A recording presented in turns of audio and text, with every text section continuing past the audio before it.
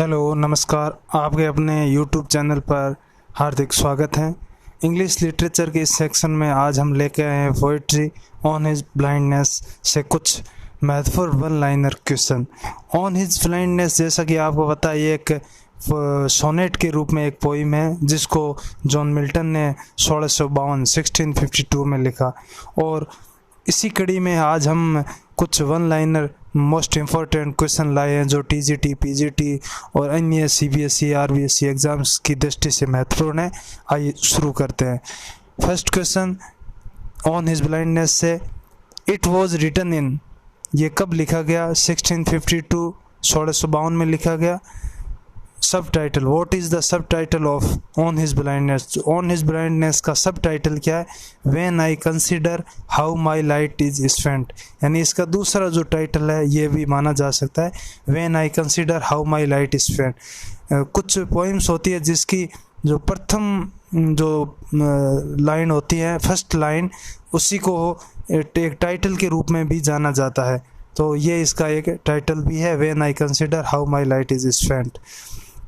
John Milton life span, John Milton का जीवन काल, इनका जन्म कब हुआ? बोरन इन 1608 लंदन, तो 1608 लंदन में जन्म हुआ। डाइड नवंबर 9, 1674, 1674 में इनकी मृत्यु हो गई। How old was Milton when he became blind, जब वे अंधे हुए, पूर्णतः अंधे हुए, तब उनकी उम्र क्या थी? 44 ईयर्स ओल्ड, जब उन्होंने ये ऑन हिज ब्लाइंडनेस लिखा तो ये 44 वर्ष के थे। और ये उम्र थी वो उनकी कब थी? 1652 में। उसी दौरान उन्होंने ये सोनेट लिखा। The sonnet is autobiographical character, ये उनकी जीवन कथा पर आधारित है, इसी ऑटोबायोग्राफिकल कह सकते हैं। ऑटोबायोग्राफी मतलब स्वयं के द्वारा लिखा गया। अगर किसी दूसरे व्यक्ति के द्वारा उनकी जीवनी लिखी होती तो वो बायोग्राफी होती, तो स्वयं के द्वारा लिखी गई autobiography. Next, I fondly ask but, I fondly ask, ये एक लाइन है इस सोनेट की, आई फॉन्डली आस्क, जो कि 8th नंबर की है, यानी कि वोल्टस से जस्ट पहले की लाइन, ऑक्टेव की अंतिम लाइन। तो इसमें मीनिंग ऑफ फॉन्डली, फॉन्डली का अर्थ क्या होगा? फॉन्डली का अर्थ होगा फुलिशली, यानी मूर्खता पूर्वक। Which type of sonnet on his blindness, on his blindness किस प्रकार का सोनेट है? और ऑन हिज ब्लाइंडनेस जैसा कि हमें पता है जॉन मिल्टन के द्वारा लिखा गया, और ये पेट्रार्चन सोनेट है, Petrarchan sonnet. How many lines are there in the sonnet, इस सोनेट में कितनी लाइन है? तो इस सोनेट में 14 लाइन्स है, 14 लाइन है। The first 8 lines are called octave, प्रथम 8 लाइनें उन्हें क्या कहा गया? Octave. The last 6 line are called sestet, तो प्रथम 8 लाइनें ऑक्टेव और अंतिम 6 लाइन सेस्टेट। और 8 लाइन के तुरंत जस्ट बाद जैसे ही टर्न मिलता है, इस सोनेट में भाव में टर्न मिलता है, उसे वोल्टा बोला जाता है, volta. Next, my days in this dark world and wide, जो कि इस सोनेट की दूसरी लाइन है, my days in this dark world and wide, तो इसमें जो लिटरेरी टर्म यूज किया वो एलिट्रेशन है। Next, though my soul more bent to serve therewith my maker, इसमें मेटाफोर है। मेटाफोर कैसे हुआ? यहाँ पर जो सोल है, इस सोल को किससे कंपेयर किया गया है? अपने माइंड से कंपेयर किया गया। यहाँ कह रहा है कि परंतु मेरा जो मस्तिष्क है वो बाध्य हुआ। आगे, but patience to prevent that murmur soon replies, but patience to prevent that murmur soon replies. अब मर्मर यानी कि बड़बड़ा है, कौन? पेशेंस, तो धैर्य बड़बड़ाया, तो यहाँ पर है पर्सोनिफिकेशन हुआ है, मानवीकरण किया गया। धैर्य, पेशेंस शब्द है यहाँ, उसका मानवीकरण किया गया। मानवीकरण मतलब ये मानव की तरह धैर्य ने जवाब दिया, और एक्चुअल में ऐसा नहीं होता है कि धैर्य बोले, तो इस प्रकार यहाँ पर पर्सोनिफिकेशन है।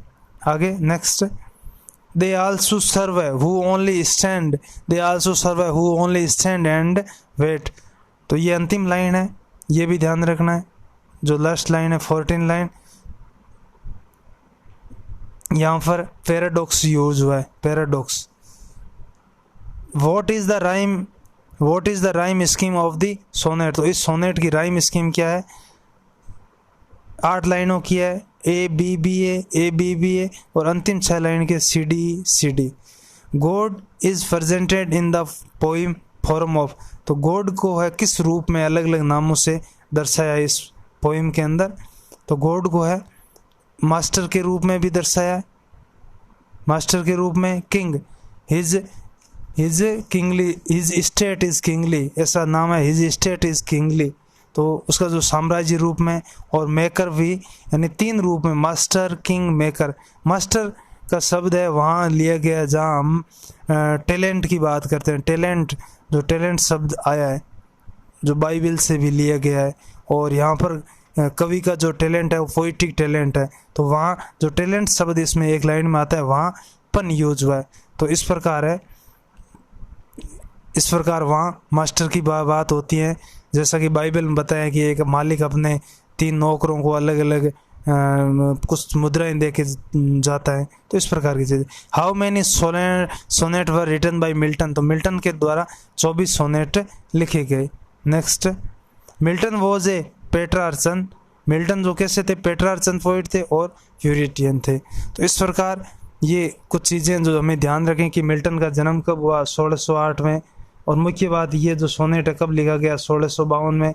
उस समय इनकी आयु क्या थी, 44 वर्ष। इसमें कितनी लाइन है, 14 लाइन है सोनेट में, जो कि ऑक्टेव और 6 सेस्टेट के रूप में। और यहाँ पर अलग अलग यूज किया गया है अपने, जैसे लिटरेरी टर्म में पन का यूज हुआ है, एलिट्रेशन का यूज हुआ है, मेटाफर का यूज हुआ है। इस प्रकार की ये चीज़ें लिटरेरी टर्म की भी चीज़ें हैं। गॉड को किस रूप में प्रेजेंट किया गया, और कुछ जो मुख्य शब्द होते हैं जैसे अपने हार्ड वर्ड्स, फॉन्डली यानी फुलिशली। एक लाइन आती है डे टू हाइड। जो डे टू हाइड है उसमें किस चीज़ का है, तो वो एक पनिशमेंट की बात करते हैं, जहाँ पेराबल का यूज हुआ है। जो मैंने कहा, एक मास्टर है अपने 3 अपने 3 नौकरों को देके जाता है। और यहाँ पर जो अपना ऐसा एक टैलेंट है, वो कह रहा है कि छिपाना मेरी मृत्यु के समान है। वो पोइट का कैसा टैलेंट है, पोइटिक टैलेंट, लिखने का, लेखनी का जो टैलेंट है। तो ये जॉन डन इस प्रकार अलग अलग बातें करते हैं। तो ये कुछ आज के मोस्ट क्वेश्चन थे जो कि अपने जॉन मिल्टन की सोनेट ऑन हिज ब्लाइंडनेस से लेके हैं। और आगे की कड़ी में भी हम लगातार इस प्रकार के क्वेश्चन लगातार अपलोड करते रहेंगे। थैंक यू वीडियो देख